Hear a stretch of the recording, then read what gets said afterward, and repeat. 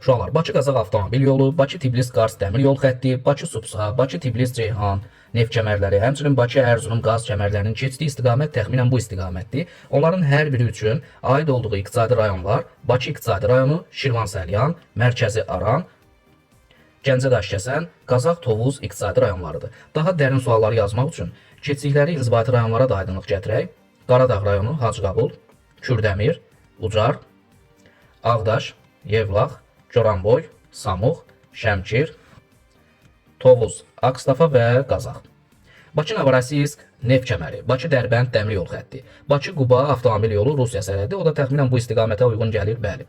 Onların keçdiyi iqtisadi rayonlar və inzibati rayonlar, yenə də Bakı iqtisadi rayonu, Abşeron Xızı və Quba Xaçmaz. Daha konkret inzibati rayonlara gəldikdə isə Abşeron rayonudur, Xızı rayonu, Siyəzən, Şabran və Xaçmaz rayonları.